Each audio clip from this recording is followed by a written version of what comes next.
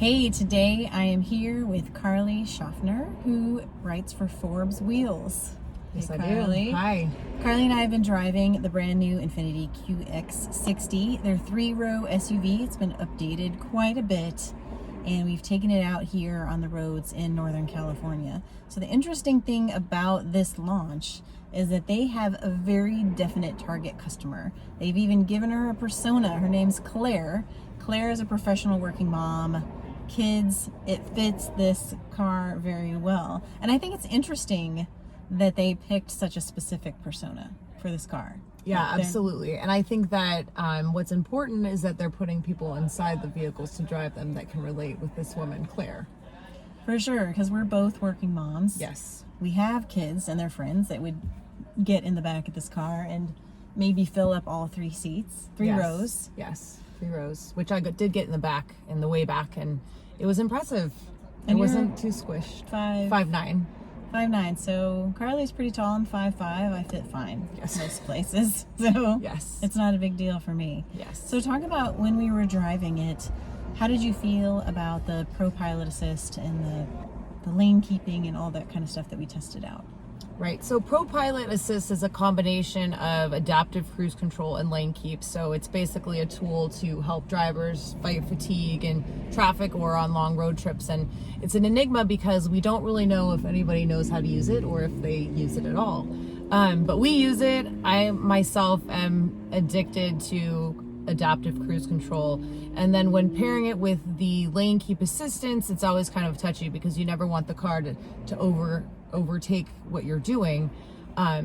This system was a little bit aggressive on twisties, but we heard from the team that it's really meant for the straightaways, so which makes sense. One thing I did like, and we just tested out, is that it does stop in traffic for 30 seconds, which is a legitimate amount of time. Now it's 30 seconds, so it'll stop and then keep going, right? Stop and then start back up, yep, and follow the car right ahead. Yeah, So. and 30 seconds is longer than people think it is. You know, so if you're in stop and go traffic, that could be really helpful. Yes. And less fatiguing. Very helpful and eases frustration as well. Yeah. And I'm a big fan of Nissan's zero gravity seats, and they use those same zero gravity seats here in the front. The second row is near zero gravity, so also very comfortable. And I think that's really important if they're trying to reduce fatigue.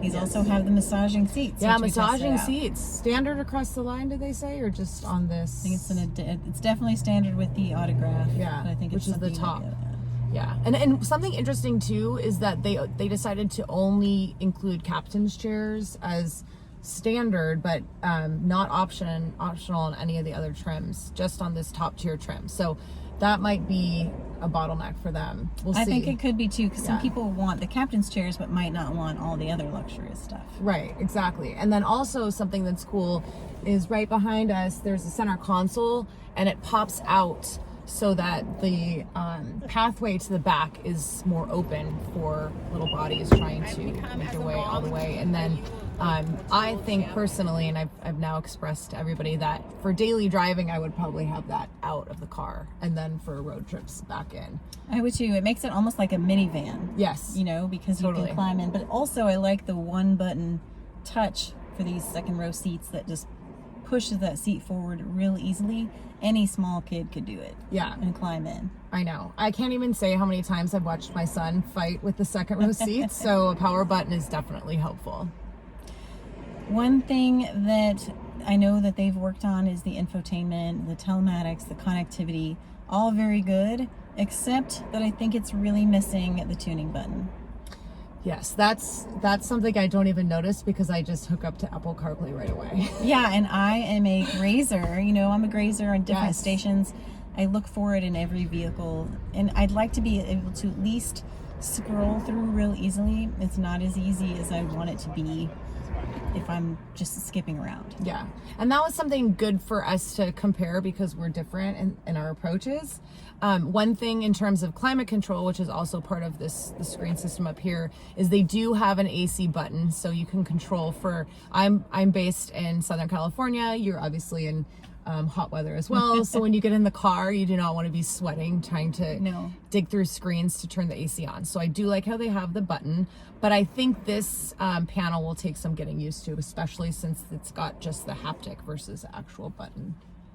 Yeah, I love the layout. The lines are very clean. The design is beautiful. You know, here in the stitching here, this is quilted, right? We recognize quilted as being luxury, but they've also designed it to look like interlocking puddles, right? Is that how they describe the ripple, the effect in a puddle of water, I guess. Yes. There's a lot of small design details that they pointed out, like the grill in the front is meant to look like the folds of origami, and I think also the light strip above the headlamp it's got those three like little lines. It's definitely got Japanese design elements. Yes. And they had a lot of those same kind of elements with the QX55, the new QX55 that just came out. Right. But I think I think it's competitive in its class. If you were to compare it to the MDX, what would you say? The MDX, to me, which I just drove, the new 2022, which is also a new generation and built on its own Acura platform now, versus shared with Honda, is really fast. It's definitely sporty. I don't know if they turned it up in terms of luxury, because I know they're trying to go up market. The price tag also got a bit bigger, but it has much more of a sportier feel. This is a sport mode, which I enjoyed better, but it feels cruisier.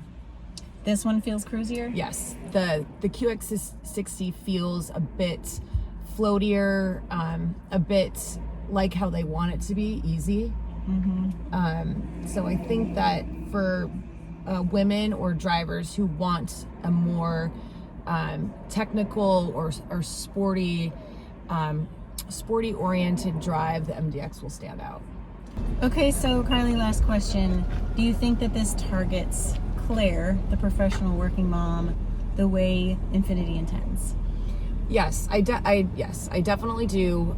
One thing I notice about just us being in the car today is that there's a lot of stuff everywhere. So throw kids in the mix. I think that Claire would be okay with kids kind of littering her luxury vehicle.